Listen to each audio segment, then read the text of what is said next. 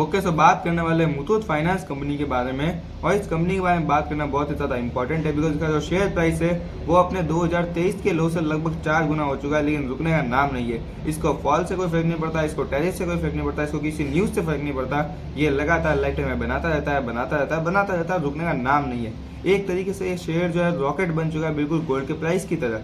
और गोल्ड के प्राइस की तरह रॉकेट क्यों बना है? क्योंकि इसका बिजनेस गोल्ड का ही है। ये बेसिकली गोल्ड लेते हैं, उसके बदले लोन प्रोवाइड करते हैं। तो जैसे जैसे गोल्ड की प्राइस बढ़ती गई, इनके पास जो गोल्ड रखा हुआ था उसकी रिजर्व बढ़ती गई, और यही सब रीजन है इसके बिजनेस बढ़ने का और इसके शेयर प्राइस का इतना ऊपर जाने का।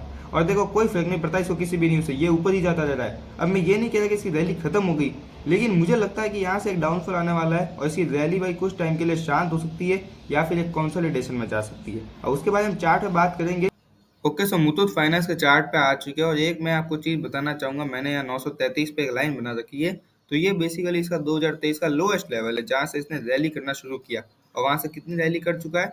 तो लगभग लगभग 2 साल के अंदर अंदर ये 3-4 गुना हो चुका है। तो भाई बहुत बड़ी रैली हो गई है मेरे हिसाब से। तो अब मेरे हिसाब से इसको थोड़ा शांत होना चाहिए। मैं ये नहीं कह रहा इसकी रैली अब खत्म हो जाएगी, लेकिन मुझे ऐसा लगता है कि अब थोड़ा सा इसको सांस लेनी चाहिए। वो बताऊंगा क्यों लेनी चाहिए, क्योंकि यहाँ पे इसमें है ना दो बड़े बड़े गैप्स दिखते हैं मुझे।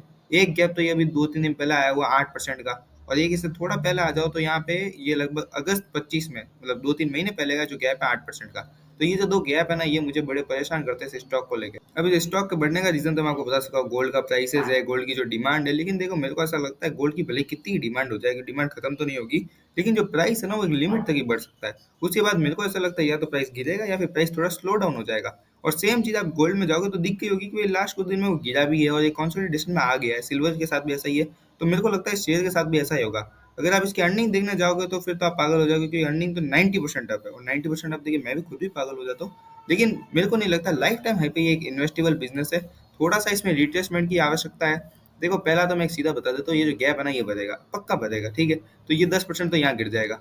और अगर भाई गोल्ड का प्राइस ज़्यादा गिर जाता है, तो ये शेयर मेरे को ऐसा लगता है कि जो 3760 पे ट्रेड कर रहा है, ये आराम से 35% डाउन 2500 तक आ सकता है। पर चलो फिलहाल वो बात नहीं करते। लेकिन एटलीस्ट ये जो है ना, ये गैप ये तो पक्का बढ़ना चाहिए। और मेरे को लगता है थोड़ा जो नीचे यहाँ पे एक सपोर्ट बनी हुई है 3133 पे, यहाँ तक आना चाहिए। तो फिर ये एक इन्वेस्टेबल हो जाएगा, है ना। पी तो इसका कोई ज़्यादा नहीं है। मैं ये नहीं कह रहा लॉन्ग टर्म के लिए खराब है, लेकिन बिल्कुल इमीडिएट शॉर्ट टर्म के लिए भाई 90% प्रॉफिट अप आ गया, गैप अप हो गया, अब यहाँ से ले लो और गैप अप हो जाएगा, 4 दिन में डबल हो जाएगा, तो ये सब नहीं हो सकता, ठीक है।